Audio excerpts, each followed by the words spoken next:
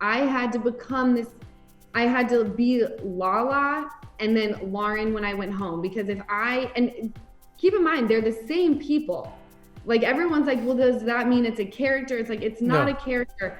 It's like body armor that I put on before I go into an interview or go on a red carpet or before I film Vanderpump Rules. Because if I don't have that on, I'm going to run away and I'm going to cry and I'm going to live in Utah and I'm going to be okay with a 9 to 5 job. And that's what it is, which is a great life. But I live for this lifestyle. It feeds my soul. I have a great time being in front of a camera, have a great time looking at a script. But, with good comes a lot of bad. So Lala is the body armor that is okay with the bad coming in with the good. Hey, Better Together fans. It's Better Together with Maria Menounos. And, well, of course, as you can guess by now, it's not Maria Menounos here. It's Mr. Maria Menounos, Kevin Undergar, sitting in for my beautiful wife. Today we're going to give them Lala. Ooh, yeah, we are. We're going to give them a lot of Lala. Like, we're going to give them La La La. La, la, la, la. Well, if you want to know why I'm, killing that pun, it's Yeah, the you're nailing name it. of a book. Give them Lala from our friend Lala Kent. If you guys don't know Lala, the few of you, she got her start on Vanderpump Rules and has quickly become a fan favorite and staple on the wildly popular Bravo series. Her career extends beyond reality, though. She stars in a number of feature films, has a burgeoning music career, and is now dabbling in producing. She's a new mom and one of our best friends who happens to be one of the most evolving souls in our industry, and I really mean that. Beautiful, beautiful person. Today we're going to talk to Lala about her new book, Give Them Lala, and everything else that's going on in the pandemic, her relationship with Randall, and so many other things. Lala, just congratulations on the new book, and I mean what I say. Every time I talk to you, you just keep growing and evolving, and you just have this beautiful and open soul, and Maria and I are so grateful that we have you in our lives. I just want to say that to start out with. Thank you so much. That's like the best way to start my morning, is someone telling me that I'm a good person and evolving all the time. Thank you, Kevin. Well, I got so many lessons for every time you've come on our show. And it's funny because we'll have obviously world leading experts that will come on the show and they'll give us all these gems. And then we get we'll have you or Dave Keckner, come on and just give us as much, if not more. And I remember with you, it was you start your days off with is it intentions and then you end them with gratitude, or is it the other way around? No, you're right. It's the morning intentions and nighttime reflections, where we state 3 things that we want to go into the world and accomplish that day. And it can be something as simple as just saying, I want to be grateful all day today. And then at the end of the day, we reflect back. And I find that it's the perfect way to start my morning. And then I can sleep peacefully at night. And since you've been doing it, which is now for a while, have you noticed more prosperity come your way? I have. Yeah. And I also like doing it with Randall, because, if he and I are not good and on the same page throughout the day, then, both of our days kind of are skawamp. And even though we're both, I would say, independent people, the core of us, I believe, is one another, especially now that we have a child together. So we always do our morning intentions together and reflections together. Okay, so now you just gave me something. Thank you for that gift. No, because I know Randall, if I have ADD, he's got it times 100. So just to get him to sit in one place, but I think that this is a great couples tool. I think this is wonderful. Especially the industry that we're in, Kevin. It's very hard for us. Everything moves at 1,000,000 miles an hour. And to have a successful relationship in this industry is a lot of work. And I think once you find the person that you're willing to put the work in with, it makes it a very beautiful life. I'm so grateful to have him as my partner, even though he moves 1,000,000 miles a minute. He does, no, but that's why you guys are great together. I never forget, when we were playing pickleball at your house, and he was being Randall, he's running around on the court and yelling, screaming, and playing, having fun, and you just turned to Maria and she's like, I just love him so much. And I thought it was so touching. And there's even with the age difference, you're like, I feel like he's my age or younger, and I see that in a great way. Yeah, we kind of meet each other in the middle. I feel like he doesn't act his age, and maybe I act my age. I don't know. I think I act older. I love to be home and in my bed, and he just has such a love for life Yes. and being around people, and that's good for me because I get anxiety in groups of people, and he brings me out of my shell. So we really are the perfect duo. Yeah, you are. And I even the people that are around you, the people who are working around your house, you could just feel you were hugging them. You just feel we have the same thing in our house. It's just so much love and positivity. Oh, we're a giant family here. My our house manager Isabel, I tell her that she's the queen of the household because without her, this place does not run properly. Right. And they take care of me. No, those everybody that comes into this house, you're stuck with us. We're like the mob. Yeah, yeah, yeah. But I think it's so important to honor the givers because we don't. You know what I mean? We build statues to like, in our society, but it's the givers like Isabella, who I've met and is so Right. warm and loving, and giving. Right. And so, what's more valuable than that? Nothing. Nothing, right? We're taught to think that other things are more valuable. So when you can get to the core of what value really means, that's what and I think having my mom come into town and just like bringing the Utah back into my life Hmm. also keeps me very grounded and remembering the values in life. Yeah, and I know you had said we was saying off air how the book was cathartic or helpful to you just to even write this, right? Can you talk about Right. that? Yeah, I wish I could say that I decided to write this book because my life was just that interesting that everyone needed to know about it. Hmm. But I feel like it was something for me to put into pages and release because, from my alcoholism to the passing of my dad and how I reacted to things that are very controversial, like having an abortion. I was carrying these things around with me every single day, every moment, every time I walked into a room, I felt like I had a monkey on my back and a scarlet letter on my chest. Oh, And it was time to release it. And I'm not going to get emotional with you today, oh, but honey. um I reserve the right to evolve as a person. Yeah. And we can discuss what I did 2 years ago, 5 years ago, 5 minutes ago. But I refuse to allow people to judge me for those moments as if I still am that person today. Yeah. And the fact that so many of us, Lala, we carry this shit, these just bags, bundles of bricks. And why? And when you're with someone like your dad who passes, or Maria's mother who passes, you go, why? What will we care? None of it mattered. No. As long It as does. you're trying better every day, what does it matter? Like, and we all do it. And I think that, for you, you're able to publish a book, which is wonderful, but other people can write it out too. But the idea is, how do we release it? And for you, that was the way to release it, which yeah. And I can still feel that you're still carrying some of it. I can just see it. Of course. Um, but it's what we age ourselves. We literally kill ourselves with this stuff. Um, The number one thing, guilt will eat you alive. I mean, yeah. it's scientifically proven that it starts to chip away at your brain. And this book, I hope that people are entertained, but I also hope people walk away feeling like they can be a little less hard on themselves. Yeah. You know what's great about you two, Alan? I don't know if you were always this way, but going through alcoholism and getting more mental clarity. What I always love about you two is that you have such an empathy for everyone around you. I've never heard you say a bad word about anyone on Vanderpump in private. It's always been like, hey, this probably happened because they were feeling this at the time, or maybe they were feeling that all the time. And I feel like the fact that you do that is such a great example for other people, but I think also then you need to also apply that to yourself too. You know what I mean? Because you have empathy for those other people, so you need to have it for yourself.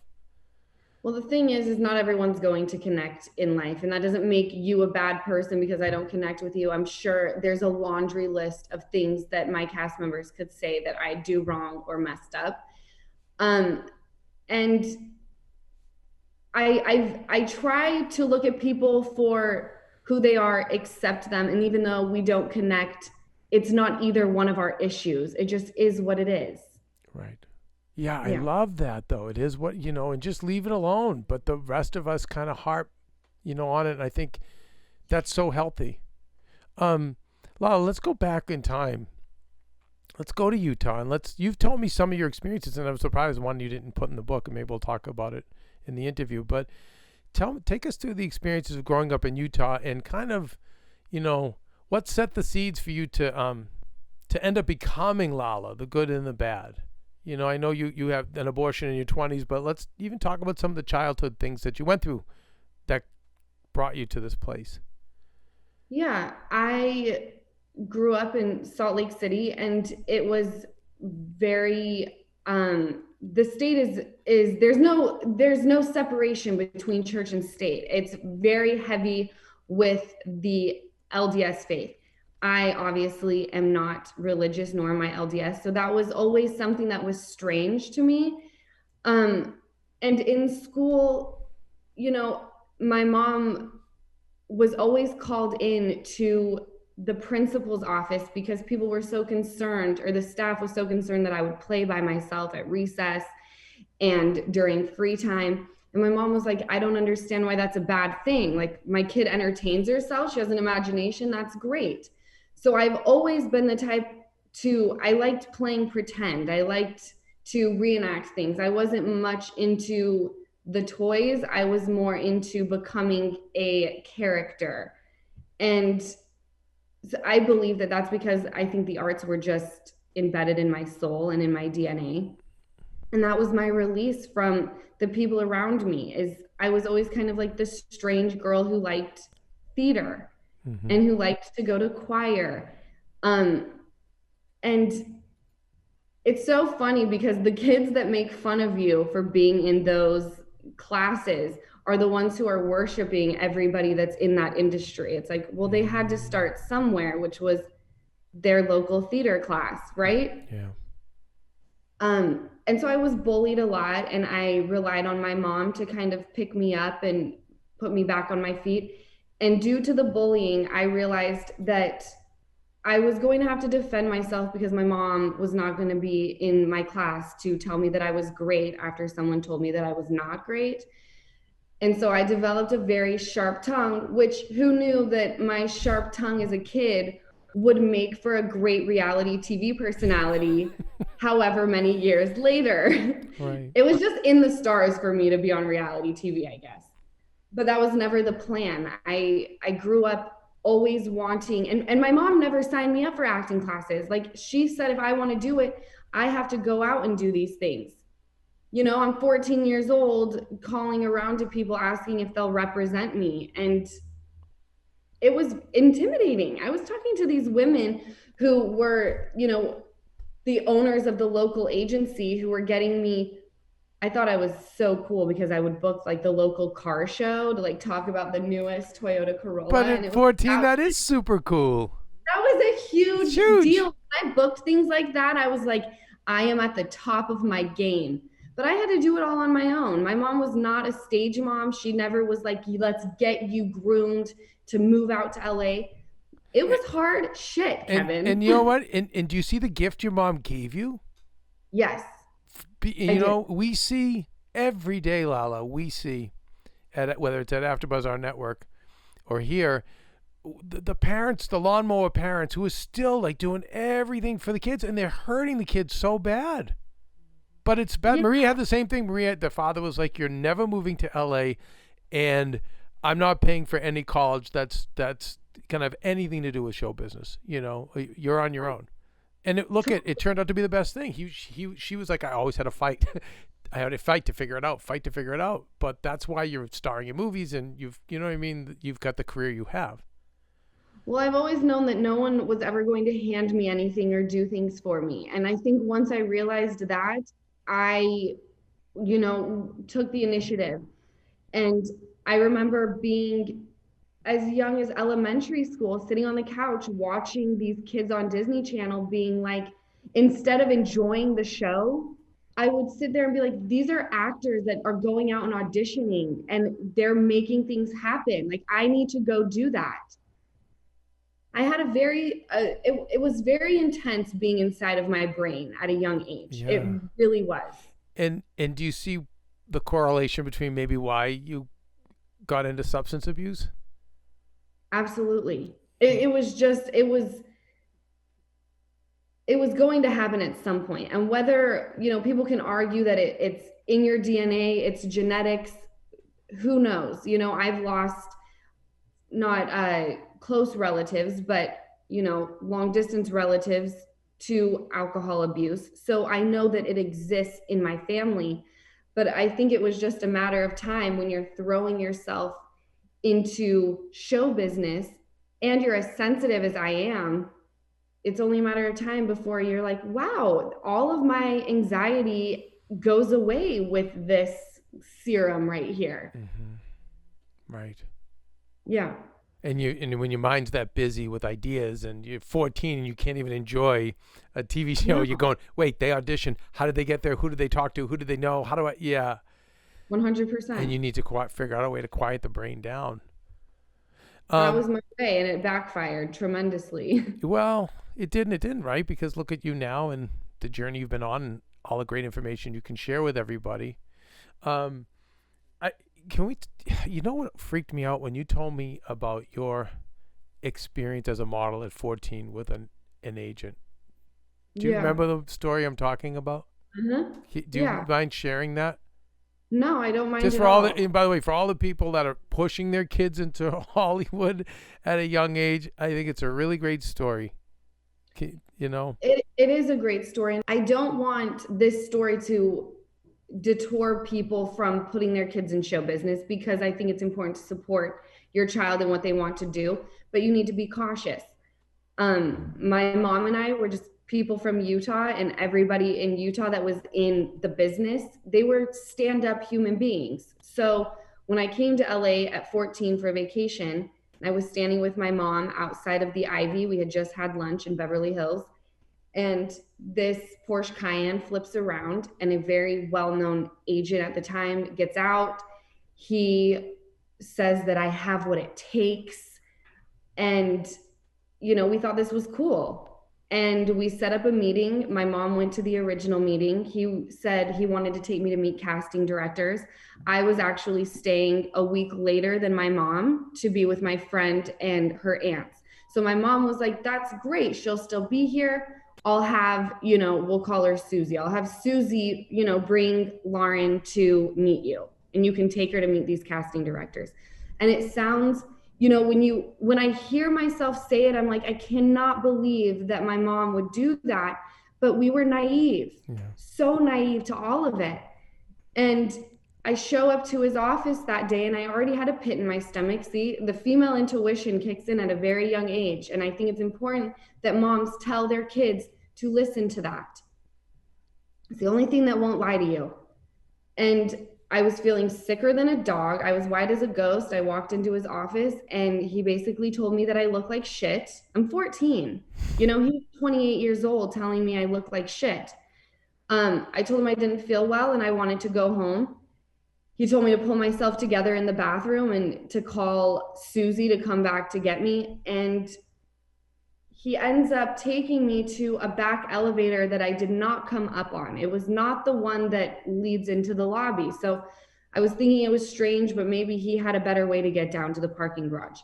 He pushes the stop that halts the elevator, and he leans in to try to, put a move on me. And I just remember putting my hand up and saying, I'm only 14. Oh. And he backs off, and he says, we're on the wrong elevator anyway. And we go back up, and I get on the right elevator, and we were never to speak again. Keep in mind, this guy, during the time of my first meeting and the time of this, he was texting me, asking me to go to like parties that Jay-Z was having. And it's like, first of all, like, and when I asked my mom, she was like, "You're not going to a party with Jay-Z. You're 14." Like, it was such a, and for me, it was like, that sounds awesome. Right. Like, I love Jay-Z. I watch his music videos on BET all day, every day. And it was just a sick and twisted story. And I felt like I needed to put it in there because, yes, I was affected by that. I learned something from it, but it's not something that I hold and take with me every single day of my life, where I think I can't go on because I'm so scarred by what this man did to me. I actually hate him very much. I don't even know where he is anymore. And a short time after, my mom called, when I told her this story, she called because I think she wanted to rip him a new asshole. And the agency said, he's no longer with us, click. So I don't even know what happened to him. Yeah. He got out of Dodge. He was smart.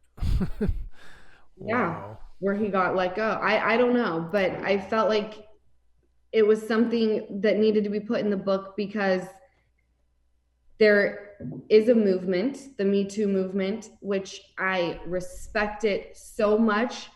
And I think that we need to figure out how to prevent our young girls from falling victim to that movement, or becoming a part of it, I should say, falling victim to these sick, to the predators. Make you feel like, if you do this, I'm going to make your career amazing. You cannot sleep your way to the top. I will tell you that I learned that with this guy who literally, I was young, and he told me, you think that these girls who are big in the industry slept their way to the top? No, they were talented and they worked hard. I was like, wow, a lot for a young child to take in, Mm-hmm. Do you really think you can't sleep your way to the top? I think you can sleep your way to a certain point, but you're certainly not, I don't think, going to become an actress like Meryl Streep just by messing around. I mean, that's a talented human, and some would argue that that's just a gift from God. You can't even work on a talent like that. It's just in you to be that incredible of an actress. But I wouldn't know, Kevin. I don't really try to sleep my way to the top. No, I know that. No, but I love you. No, here's the thing. I love you saying that because that's what we need to hear. Yes. So I want you to be convicted with that. I didn't want to put words in your mouth. I agree. You can get to a point, like you said, but your talent and the work ethic have got to kick in. And yes. I have seen that the ones that have done it, I don't know. They've kind of lost a little bit of themselves. And later in life, I've had the blessings of knowing older celebrities, like in their 80s and 90s. And, I don't know. You kind of lose something. You do lose. I don't want to judge, but you lose something of yourself when you do that. And when I think of the people that, I think of Meryl Streep or an Oprah, I'm guessing those are women who have not slept their way to get where they got. And then I think, isn't that cool that the bar, look how high they got without that. Right. I just, when you want something so badly, there are going to be men in this industry who try to make you feel like you won't be able to get there without my help. And I have news for you. You can. Yeah. Those comments are simply fuel to your fire. And we need to teach girls that at a young age, because I don't think you wake up, at 25 or 30 and say, I think I really have the acting bug now and I want to be in the industry. I think that we have that from a young age. Yes. Do you see the difference? Now you're acting, you're in theater, you're singing, and then you hit reality. But I do see a difference between people who want to be famous and people who want to act. Yes. I see a huge difference between the two. People who want to and I can't believe I'm saying this, because here I am wanting to be an actress and I'm on a reality TV show. Well, let's not say you want to be. You are. You've been with Bruce Willis. I mean, come on, Lala. You don't have anything else to prove. You are an actress from your body of work already, and from what you're training as a kid. But please continue. I think we're in a different day and age now where people who have a large following are the ones that are being put in films because it's the perfect way to put your film out there and show like, hey, come and see this movie. When you have someone who has 50 million followers and you put them in your movie, it's like the perfect way for your movie to be out there for the public to want to see. So it is a different day and age. But I believe people who are in love with the art, they don't want you to follow them around and take pictures. They just want to do their thing because they love it. People who want to be famous, they love the paparazzi coming in and shooting them, and they want the press to talk about them. And I feel like I'm kind of, I won't say that I don't love a good paparazzi moment or a good interview, but I do think that that's the difference. I don't think that Angelina Jolie digs when articles are written about her when she's getting press. I think she digs when she kills it at a role and that role is being acknowledged, and the way that she, just embodied the character. I definitely don't think she's like, ooh, we're in the good or bad press is press and we'll take it however we can get it.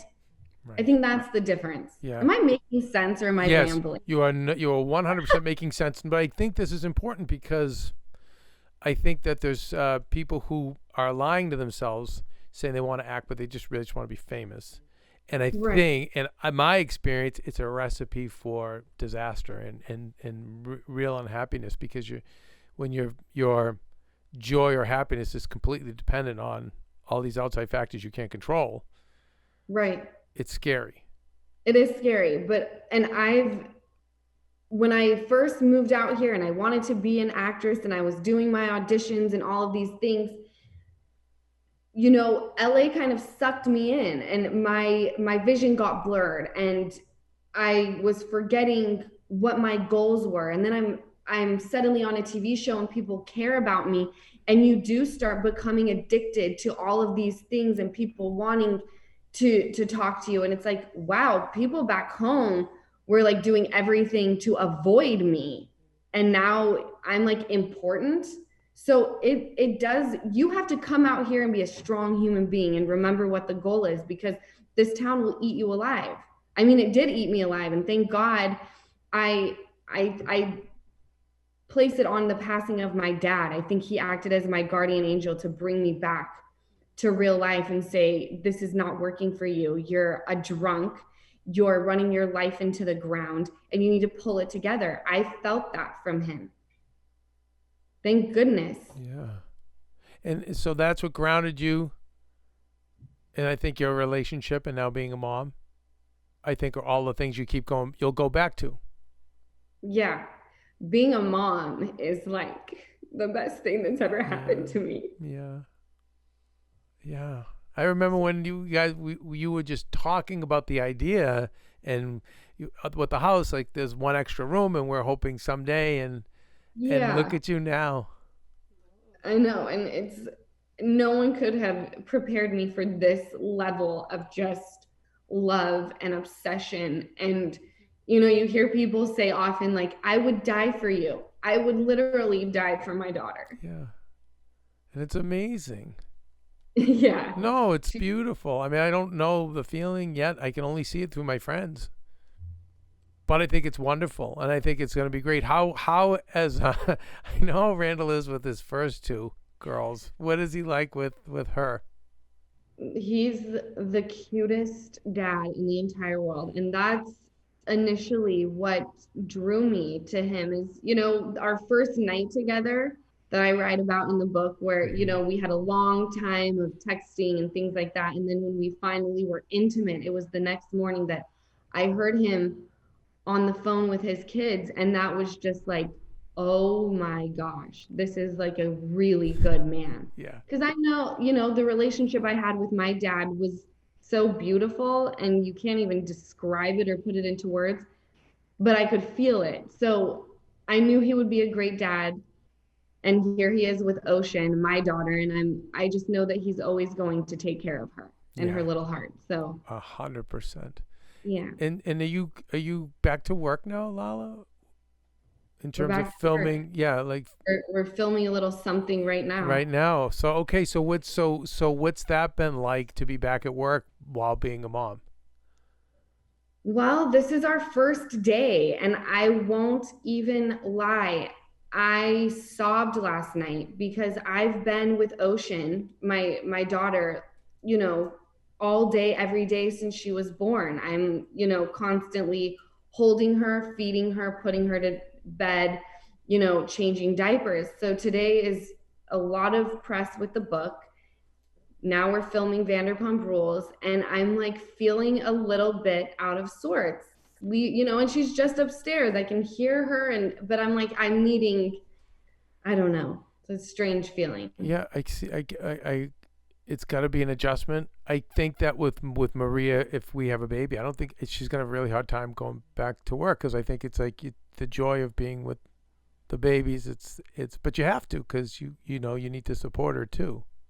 Right. And I know that one day, I want Ocean to see me at work. I grew up with a mom who worked full time, even though my dad could take care of her. She was always a little hustler. So I saw that, and I know that even though I'm feeling like I'm missing out on everything with Ocean, she is never going to remember the day that mom did press for the book and didn't hold me as much. So that I can live with. Yeah. I think that we've overrated a lot of that, where I see a lot of moms have guilt over like, what are we talking about here? Yeah, that's a real thing. I used to look at moms and be like, I just feel guilty that I'm leaving to go out to dinner with my friends. I'm like, you need it. And now that I'm a mom, I'm like, I so understand that feeling. Yeah. Do you now? What's your take on, Ocean in terms of her exposure? Will she be hidden, or are you going to be open about that in her life? I mean, have you guys made any decisions, you and Randall, about how you're going to handle that part? We had spoken about it, and filming kind of crept up rather quickly. It felt like we had such a long time that we didn't film, and now that it's here, I'm like, oh my gosh, we're already back at it. Actually, legally she can only film for 15 minutes a day, so they kind of made my mind up for me, which is awesome. Yeah. I don't even have to make the decision. It's like 15 minutes are up.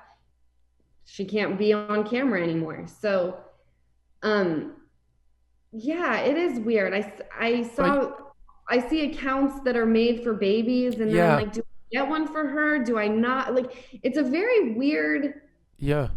Yeah. I try not to judge because I don't know, I don't know either. But yeah, she only has so much choice in the matter because at the end of the day, people are going to know her name and they're going to know you and Randall. Right. So yeah, it'll be interesting. So you're just going to kind of take it as it goes, all that part of it. Yeah, I think I'll take it as it goes, and I want to keep her sheltered because obviously she's my baby, but then I have the other side of things where I'm like, this is my real life, and we're filming a show about real life. So that's where I become torn. Where I'm like, Ocean, I need you to like tell me if you're anti or if you're for this. Yeah. Well, I think go back to when you're 14 and your gut told you what to do, right? And I think your gut's going to know. And then I think also it's just going to come down to you, Randall, and your mom giving her everything else, all the tools and the foundation. And, I think that's when I've seen, I know more people who've had super successful family businesses and seen the kids grow up to be adults and not be monsters. And right. I'm always asking them because normally I see the monsters that grow up, and they were just present as parents, and they had accountability, and there was work that they had to do, and there was appreciation and respect for all the wonderful things they had and gratitude. And right. I think you just guys have to instill that from go. Like none of this is free. Like that beautiful house, it's not free. You guys work. I have a funny story to tell you, actually. Do we have time? Yes, we do. Oh my God, nothing but time, Lala, for you. Before Ocean came, it was Christmas time. Christmas time had passed, and London and Riley, Randall's two girls, got gift cards and they wanted to go use them. So I took them to the mall. I showed them how to use them. Riley, the 7-year-old, only brought one gift card and it had $7.50 on it. So I had to cover the rest of the stuff she chose to buy. And I said, when we get home, you have to give me one of your gift cards. And she was so confused by it. And I told them, I said, we spent all the money on this gift card. You can't use it again. And they said, it doesn't just always have $25 on it. I said, no. I said, when Lala goes and swipes her credit card, that money is now gone. And I have to now go to work to earn money again so that we can come and do this.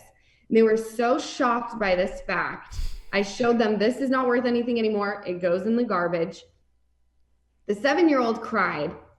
Before this all happened, as we were walking past Sephora, London, the 11-year-old said, I want to go in there. Well, once I told her how gift cards work and how the money's gone, she still had more gift cards. I walked past and I said, do you want to go in there? She goes, spending money's not as fun as I thought. Yeah, you're a great stepmom. You've been a great stepmom to me. I've known London since she was, I can't believe she's 11. That's crazy. It is crazy. The time flew by. I mean, I met them when Riley was 3 and London was 6. I remember Randall saying, he might kill me for saying this, but I remember like when before Riley was born, he was like, I don't even want to know the second baby. It's all about London. I don't want to hear it. London, London, London. She's the star of my world. Da, da. And then Riley came, and of course he was a maniac for Riley. Yeah. I will, and he loves all of his children equally, as does every parent. But the bond he has with London is the sweetest thing in the world. Yeah, it's amazing. It really is. It's amazing. Lala, I do want to talk about the abortion, because if it's okay, I know you write about it in the book. I think it's really important because I think a lot of people go through it, guys and girls, and carry a lot of guilt and shame for the rest of their lives. I know many people that do, and I'd love to get you to kind of open up about that. Yeah, that was a really hard topic to discuss because it's still one that people are very anti or people are very pro. I don't think anyone's in the middle. Like, I don't know where I stand on it. Maybe there are. I haven't met anyone who's in the middle. My whole thought process is it's your body and no one should tell you what to do with it. And there's so many different circumstances as well, which also makes it a very difficult topic to discuss. But I feel like we have for so long pushed uncomfortable conversations under the rug. The rug is up to here now. Like, we have to start talking about some shit, Yeah. We got to get uncomfortable. We have to broaden our minds just a little bit more and stop thinking about how we feel and start feeling how other people feel. Put yourself in someone else's shoes for just 5 minutes instead of saying, well, I would never do that. It's like, okay, so if that ever happens to you, you don't have to do it. That's the great thing about having a choice. Yeah. And when I wrote about it or decided to, my publisher said, I don't know that you're going to get the response that you think you're going to get. I don't know that you're going to get the outpour of support or people saying, wow, I never thought of it that way. You might get a few, but let's face it, it's never those comments that we see. We always see the ones that tell you suck and you're a murderer and, you're going to hell now. Yep. I turned all my comments off today, by the way. Yeah. Is that how you deal with it, Lala? Yeah, if I don't see it, it doesn't exist. I love it. Great. Yeah. Great tool. And I didn't choose to write about it because it was something that I'm wearing with pride, but it happened, whether I like it or not, or would do it again tomorrow, like that, at that stage in time, that was the best option. And I think it was the best option for myself and the other party. And I believe he's now married with a beautiful child, and it's just such a touchy subject that I don't even know if people are going to be able to understand where I was coming from, because I wasn't super young. I was in a relationship that wasn't great. It was a young relationship, but like no one was being abused. And I was super in love with this person, I felt at the time. So it was the hardest decision of my life. And I was not okay after. There were times I regretted it. There were times that I thought I was going to hell. There were times that I sat there and I was like, what does the baby at that stage in time really look like? Did they lie to me? Was it bigger than that? You know, you go through all of these emotions and it's almost like a torture chamber. That's what I was living in. Yeah. And I had to talk to a therapist. And I can't say that if it were to happen, if I were the same person I am now and you put me in that situation, I really don't know what I would choose to do. It's a very strange thing, and I feel for anybody who has been through it. And I just hope that there are women or, you know, young girls that read that chapter and feel less alone and hopefully feel some peace. Yeah. Yeah, I think you're going to, I will say from knowing people, you're going to be surprised at how many people really relate to that. And what were some of, Lala, what were some of the things that did help you get past it or learn to live with it? I don't know that this was the healthiest way to go about it, but I had to remember the relationship and putting an innocent life into such an unhealthy and like toxic dynamic between me and this guy. That's what I had to go back to and say, you made a good decision. This was no world to bring an innocent life into. Right. And that helped. That's what kind of helped me cope until I spoke to someone who gave me the proper tools, which is accepting it and being okay with crying about it. And then suddenly, you know, over time, you just feel more peaceful with your decision. Yeah. Yeah. As opposed to the guilt and the shame and then medicating and killing yourself, which, you know. Which I went through that as well. Yeah, right? Yeah. And you know, then like what, and how do you, I mean, like, I guess, have you, losing weight after the baby, was any of that an issue for you? Was it hard for you to do, or did it even matter to you? You know, like the whole get my body back and all that stuff. Yeah, I am genetically blessed. My dad was thin. My brothers are little stick figures. So I was kind of just a belly when I got pregnant and was pregnant. And once I had her, I will say my bounce back was quick, and I was grateful for that. But as a woman, when you go and you try to fit into things that you just bought and you got a bigger size, and this sounds so stupid that I'm saying this, because you look on Instagram and you see these women and we're all comparing, saying, well, I want to look like that. Well, you look great. It's just crazy how we always want exactly what we don't have. And it's such an illusion, because we look at Instagram and it's not real life. And so, yeah, I think it messes with me sometimes when I'm like, okay, things have changed with my body. But then I look at my daughter and I'm like, okay. And my confidence comes back. That's a newfound confidence, where it's like, think about what your body just did and created. And even though Randall helped, I freaking baked a human being. Yeah. So then you kind of forget about how your body may have changed. Right. I think that's a great tool. I've never heard anyone look at it that way or use that as a point of reference, but you're right. Well, I hope that every woman who goes through pregnancy and having a baby can feel that way, because all of our bodies are very different. No two are alike. But I hope they know from the outside, people looking in, there's a lot of people that think you're a beautiful human being.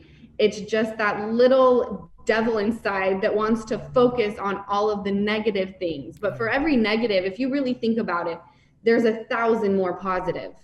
Yeah. But I think you have to focus on that.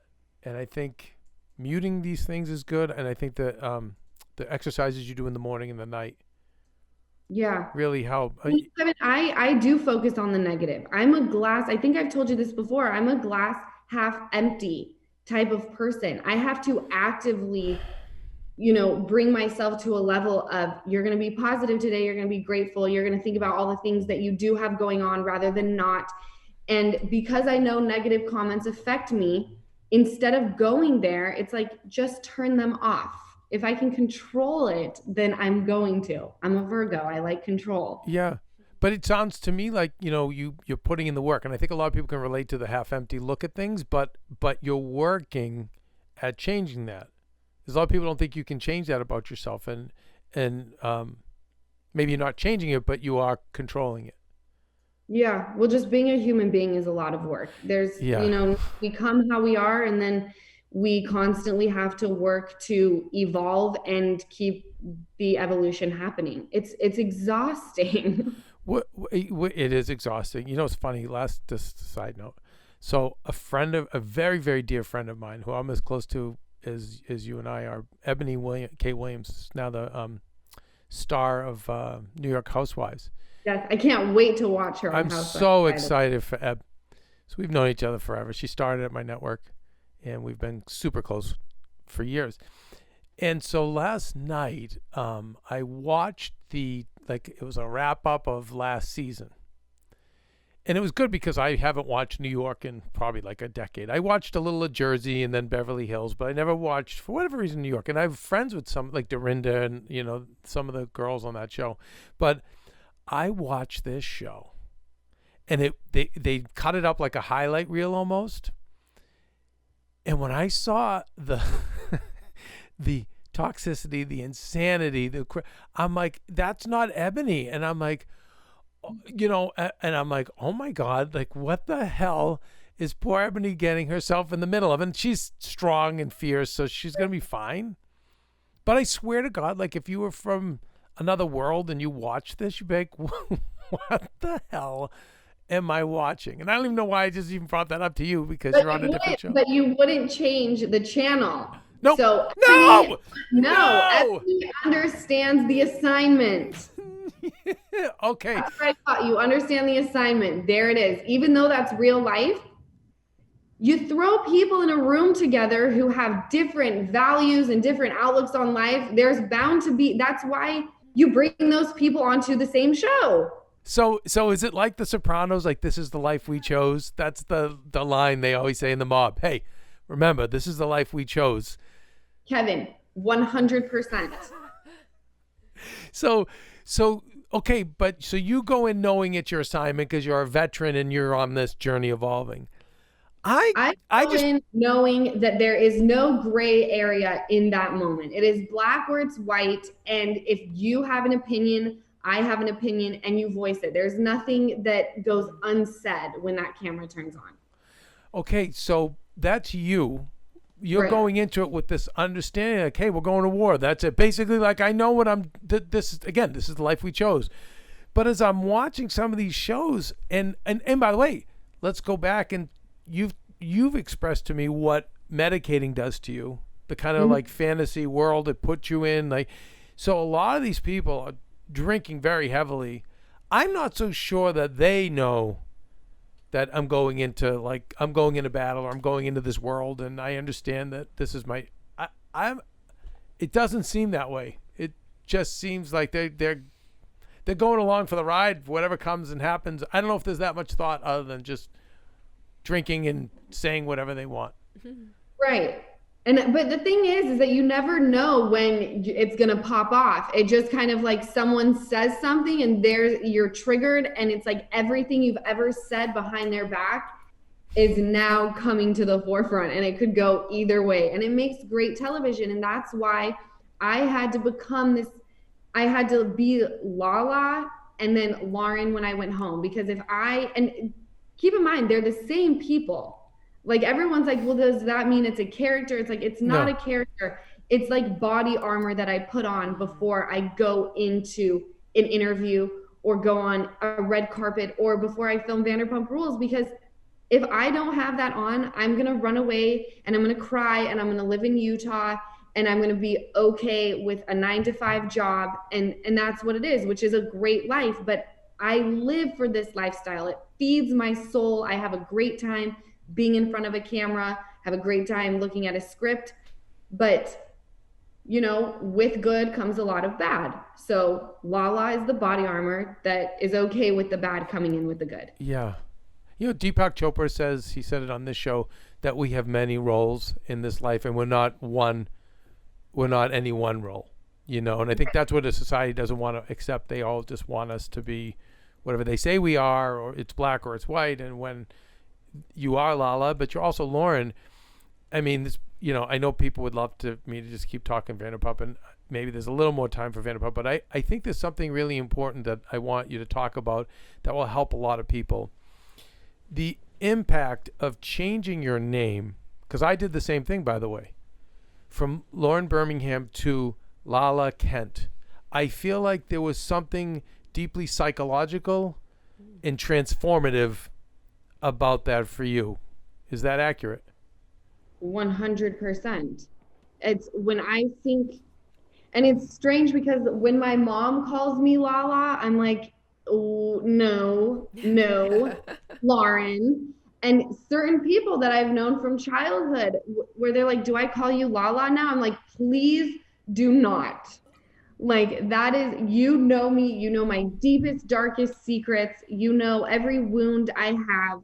I am Lauren to you, and you will only call me that. So yes, it was, when I took on Lala Kent, I felt very exposed. And like, I almost like I would look at, when even now when I read things online, I'll look in the mirror and be like, wow, like, who is that person? Like, they wrote all of this stuff about me, and like, this person sounds horrific. You know, I'm simply just this person for shock value, entertainment value, or we learned something from Lala. And it's like, there's so much more, but I feel like you'll never see that because it's not interesting. Like, Lauren is not interesting to Vanderpump Rules or to be on, you know, taken up by interview. She's just a girl who wants to like lay in her bed and be with her kid and talk to her mom. So yes, being Lala Kent definitely psychologically was, yeah, it sometimes takes its toll on me. It takes its toll, but does it help you divorce maybe from some of the negative stuff? Because you're like, well, that's Lala, that's not Lauren. It helps me not take it home with me. It helps me to be able to say, like, we're leaving that at the door. You know how, you know, when a dad walks in from work and it's time to be with his kids, it's like, put the phone away, leave your work at the door, now it's family time. It's the exact same thing for me.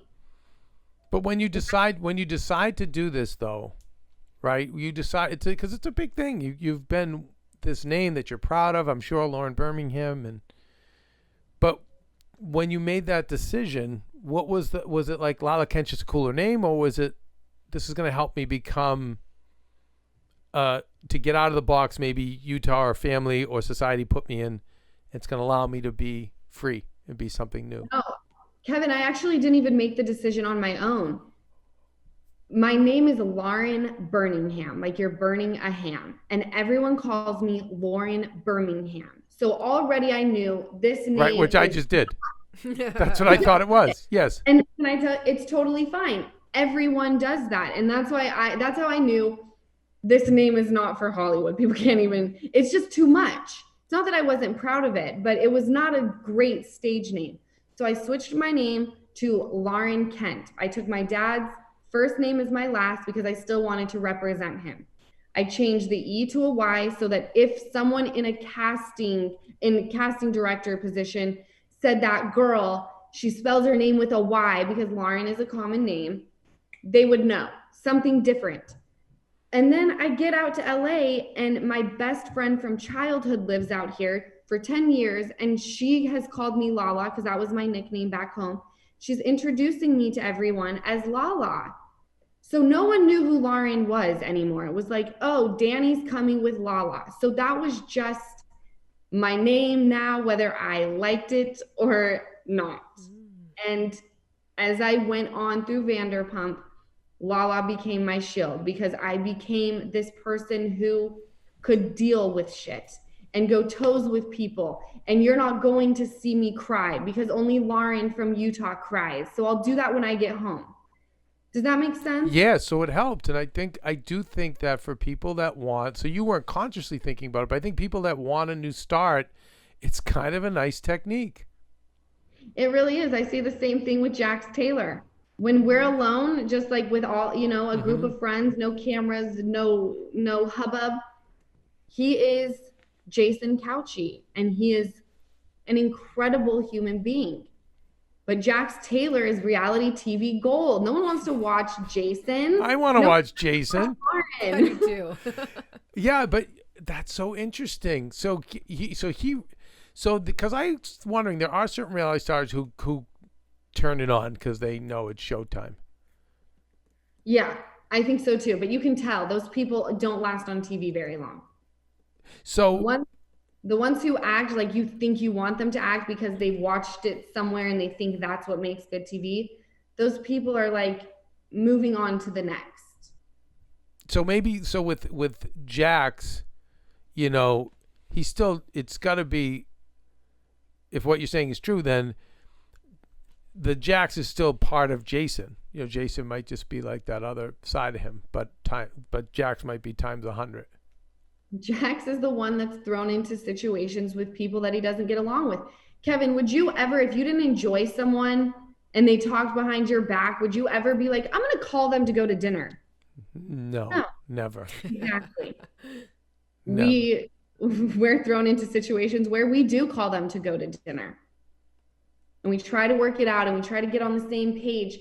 And it's all real life because we're all connected in some way. But if you're friends with Josie and she's your best friend, but her best friend you don't connect with, you're only going to go to lunch with Josie when she's not with Karen, So how is it with these? So it's got to be a trip with all these new cast members coming in. It's got to be weird because you guys have been in the foxhole together for so long. And you're in different phases in your life too, right? Last year was strange. Yeah. I'm always open to meeting new people, but last year was weird. There were a lot of new people and we were at such a strange point in life. People were getting married and engaged and talking about having children. So it was like, I don't know where this 24-year-old who doesn't eat pasta is going to fit into my life because I'm like going to get married and I'm probably going to have pasta at my wedding. So like, how does she fit in? I don't know. Yeah. So you do feel a little bit of a generation gap? Yes, which I never thought I would ever feel. I used to look at, when I came into the scene, everyone was like, you're just young. I was like, how does that, it doesn't matter. I don't think that age matters unless you act a certain age, like for example, Charlie would have been my best friend season 4. Like we would have torn it up, but I'm just a different person now. So I'm very picky about who I bring into my life, especially now that I have a child. I'm not just opening my door for anybody. Lala, do you see differences between this generation and your generation from when you were at that age and they're at that age? Do you see differences? Yes, they're much more into like the social media and that's kind of the validation. And I think I just barely skipped that point in time. Like I grew up with a flip phone and smartphones didn't come into play until I was a little older. I think like high school. So it's a different world. And I'm grateful that I just barely missed that craziness. You know, I didn't get social media until I signed on to Vanderpump Rules, because it was like, well, I guess I kind of need this. Mm-hmm. But I would say that that's the biggest thing. That is the greatest accomplishment, is when you hit a certain number of followers or validation where you're like, you got this many likes, this person says you look so good. It's very strange, and I can't get down with it. And even when they commingle, is it different than when you guys party together, watching them party together? Do you see a difference? Yeah, I do. And I think it's because they've watched a lot of reality TV. Oh. Interesting. How does that play in? I'm talking about the people that were on the show. I don't know how kids party these days, because I've been in that. No, but let's talk about the people on the show. Yeah, how would that affect them? Growing up watching you guys. Well, growing up watching you guys and then coming onto the show, you'd mentioned, that probably affects how they commingle on the show. Yeah, I think they watch to see what makes a poppin' TV show, and they watch us go toes, because at this late in the game, like, even if you haven't seen our show, you know what Vanderpump Rules is. When I came on, they only had Vanderpump Rules had only been on for 3 years. It was like, maybe you've heard of it, maybe you haven't. I had heard of it. I had never seen an episode. At this stage, I think most people have at least seen one episode, that they were like, no, I'm not going to change the channel. So I just feel like this new group came in and they tried to act like what they saw on TV, except for Dana. I think Dana came in and was freaking awesome. She was organic, authentic, and she killed it. And she was like nothing you had ever seen on reality TV. Why? Because she was being Dana. And I think it's hard to resist I'm going to go in and I'm going to get the big pop. I'm going to make the big splash. Right. When they've seen it. But it's kind of short-lived, like you said. I think you're right about that, at least from what I've seen. And then are they all like this? Are they all like trying to form businesses and stuff like that? I always get a kick out of that too. I will literally deal with someone who's like, they get like maybe 6 episodes of something on a reality show that may not make it, and yet it's the clothing line and the this line and the drink line, right. And I'm like, wait. I always respect the hustle. Whenever I see someone on reality TV trying to do something, because I've been there. Yeah. I've been there where you're new and you're like, I have this short window, and sometimes it's a heavy hitter. You get, Bethany Frankel, and sometimes it's like, oh, I remember that one time that they made bejeweled hats. Yes. And like, have you, and for the old cast members who are not, do you keep in touch with them, Lala? Yes, they are very present in my life, and it's going to be very weird doing this without them. And I will miss doing this without them. I wonder if they miss it too. They do. And it's just weird, Yeah. We lost people, and I tell them often how grateful I am for the show that they made a success for so many years that I get to be a part of. 9 years of a show with up until this season, the exact same cast, maybe some add-ons, but no one was gone. They'll miss it. It'll be extremely strange. It's watching the Challenge All-Star thing, reunion. They brought them all back, and Maria got involved with it. And it was interesting that they're fighting for $500,000, but what we saw is because these people had been through thick and thin for a decade or two. Baby. Sorry, my fur babies are tripping. But they had been through thick and thin together, that even though they were fighting for the 500,000, kind of they weren't as big a cutthroats because they had been through it. Maria was like, no, Kevin, they've been through it together. There's a bond here. Right. It's like a trauma bond almost. Oh, yeah. After that, you have a bond because you have all of that history that you look back on and you're like, wow, we've done some crazy things to each other. and we got through it. We're like family. I don't want to say it's an unconditional love, because I'm sure there are things that we could do where it's like, I just don't know what that line is. I mean, they've slept with each other's boyfriends. We've done some crazy things to each other, and we've made it through all of it. That's my family. Do you think they'll be okay career-wise? I hope so. Yeah. I really do. I want nothing but the best for them. And it's just something where, with time. Yeah. With time, I told Stassi, I want you to really just enjoy your daughter right now. Yes. Yeah. And I think time helps. I think, and by the way, because, we're both very close to Faith Stoller, and Faith was saying, even with Stassi, she's like, she just needs time. By the way, I shouldn't say that because I don't want to speak out of turn, but I know it was to process everything and really understand things and get to know them. Look at you, to be able to get to know yourself better.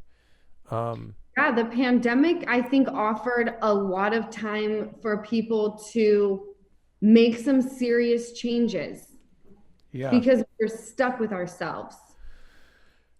I feel like some people, were able to elevate and kind of go inward and learn, and then I think other people just went crazy too, because right? It could go either way. People either developed a drinking habit or became yogis. It was right. Right.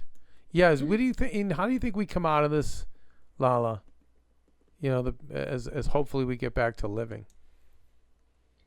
I hope we do, and I also hope that this pandemic hasn't pushed us further into just being with our people, our little family and our friends, and being antisocial, because we've been antisocial for so long. I know when I'm thrown into a group setting and someone comes up to me, I'm like, I don't recognize you. I don't recognize your voice. Yeah. Where's someone that I do recognize that I've seen in the past 18 months? Yeah. It's going to be an adjustment. It is. And I think the last thing we need is, I think being antisocial will only divide us more. And I do too. And I think you're right. I think we really have a lot more work to do. Kelsey, before you go, Lala, Kelsey's a huge fan. So yes, Kelsey, you can ask your fangirl questions. Oh man, throw me on the spot, Kev. What was I gonna?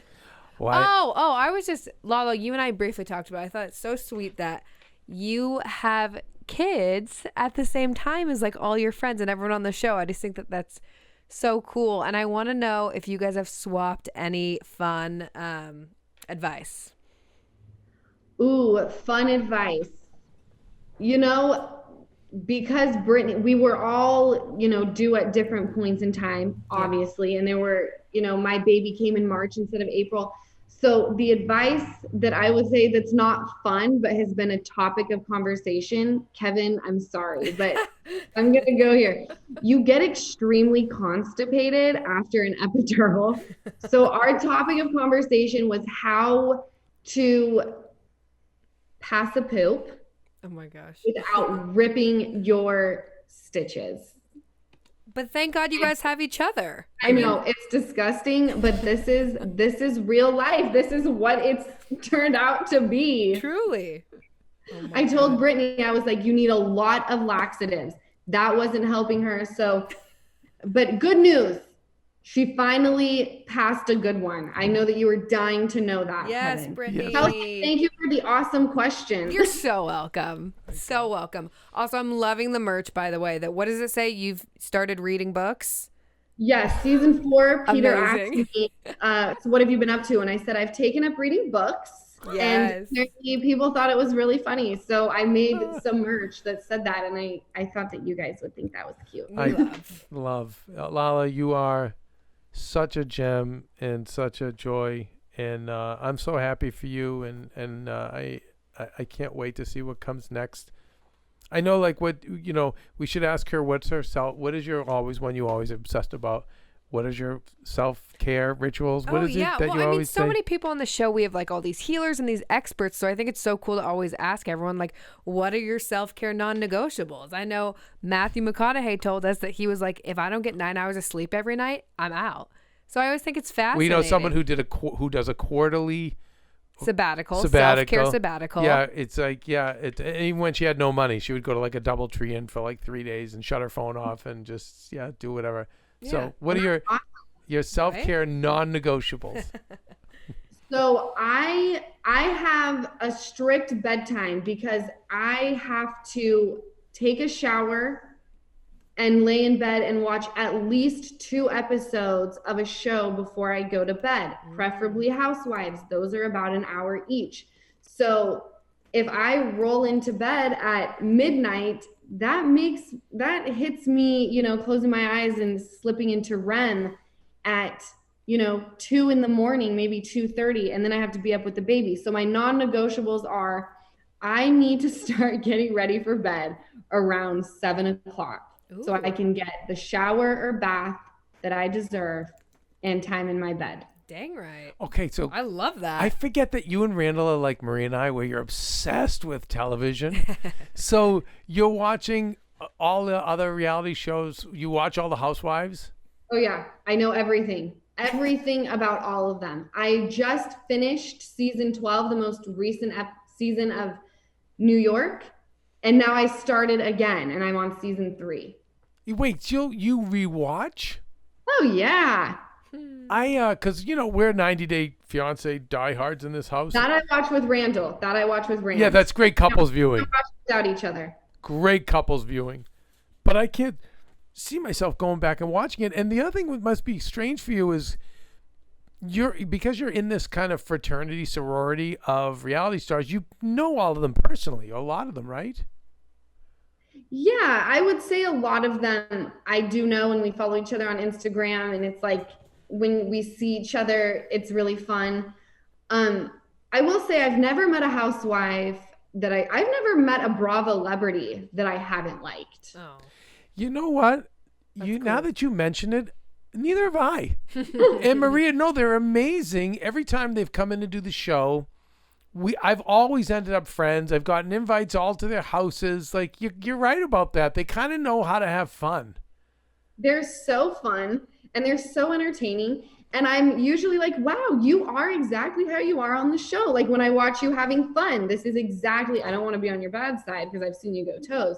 But yeah. I love it all. Why? And I love Dorinda, the giant hearted person. Why? What's the skinny? Why isn't she on? I'm asking literally as a fan. Why isn't she not on? I have no idea. And last year she had a tough go. Like she was kind of, angry. But, I've been angry on seasons, when you're dealing with emotions and it's like, I get it. She's angry. Let her be angry. Yeah. She's amazing. I'm a huge Dorinda fan. Huge heart. So generous, warm.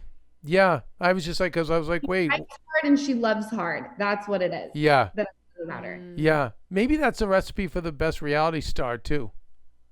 I agree. I call them passionate. Passionate. Although I love my villains too. I have to say. And I think 90 Day Fiance to me, I'm sorry. It's the creme de la creme. That's the gold. 90 Day is awesome. It is. It's just, I can't get enough of it. I have to tell you. And Married at First Sight we love too. And like we watch, good couples viewing. Good couples viewing. Amazing. Yeah. Lala, I'd keep you here forever. You got to get back to the baby and your job, but we love you, and Marie and I can't wait to get back to LA and see you guys and see the baby. And anyway, you're always going to, no matter what happens, if you're up or you're down, you're always going to have Marie and I, always. So I do know that, and I love you guys so much. Thank you for having me, and please give Maria the biggest hug for me. I have you guys in my prayers. You guys, the book is Give Them Lala by the great Lala Kent. It's a really fun but inspirational read that I think a lot of women really need this to, because you guys just carry too much. And I swear to God, you get to the end of life and you kind of realize, like, even my dad at the end of his life was just like, why? Why did I care about this? Why did I care about that? Why did I care? And so for us, the living, it's so important to know that we don't have to carry this stuff anymore. Anyway, Lala. And I have to say too, we were saying this a lot at the beginning. You read it and you feel like you're just talking to her. I mean, like, Lala, you wrote this so in your voice. It's so amazing. It's so funny. Like, I laughed, I cried. It's such a good book. Really Oh, nice. thank you, Kels. I appreciate that a lot. Thank you for Such a saying good that. book. All right, we'll let you go. Bye, Lala. I love you. I love to you. Randall. And we'll talk soon. All right, Angel. Bye. Bye-bye. Bye. Wow. The great Lala Kent. She's the best. She really is. She really is. Such a... I was always like such a fan of her on Vanderpump because she just said it how it was. So even before... Yeah, I wasn't I never really watched it, but when I would watch it with my friends who were fans, I was like, oh, I love her. Because she just always says it how, like, she said it how it was. Yeah. She didn't take shit. And I was like, I love this girl. She's who she is right there. Like, how we just saw her. That's just her. That's just her. Yeah. So, yeah, I think she's wonderful. And I think Randall's good for her because he just knows how to enjoy life and take things lightly. But I think she's really good for Randall. Oh, God, yeah. You know, yeah. She's really good for And Randall. I really enjoyed the book. So I think a lot of people will get a lot of value out of it. Yeah. And I liked it too. I like an easy read.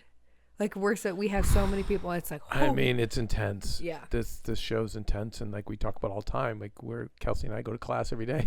Truly. So it's always nice just to have a fun conversation. But then again, it's like Dave Koechner and Lala. It's like she's always dropping gems for me. Oh yeah. The things that I can apply. Oh yeah. You know, in my life. Yeah, I think the book's going to do really well, and I think it's going to help a lot of people too. Because I think I know a lot of my friends. I feel like how she feels. Mm-hmm. You know, you carry so much of this. So much. And it's why. I know. You know, I mean, guilt and shame, to a slight degree, if it's going to keep you on the straight and narrow, great. But if it's going to actually be destructive to you. Well, how wild that you keep saying she and Dave Koechner, and Dave's whole thing was guilt and shame, get rid of guilt and shame. Yeah. And she literally right off the bat was like, it's scientifically proven that guilt will eat you alive. Kills you. That's where disease comes from. Yeah. It's obviously stress and anxiety, but just guilt and shame. I'm going to start trying to do her morning and night.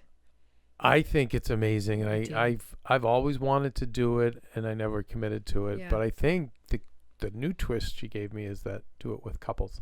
Yeah, I liked that a lot. I think that really could get Maria and I on the same page about a lot of things. And we're going to be moving into a new frontier. Yeah, maybe we want to have children, so we, hopefully, God willing, we'll be where she's at right now. But then also life without mom, without Lisa, is going to be a new frontier. And I was saying to Maria this morning, like, listen, it doesn't all have to be bad. No, it's just new. Yeah, it's just different. It's just different. It's just like a lot of people, like guys, like however this new world is going to look, it doesn't have to be bad.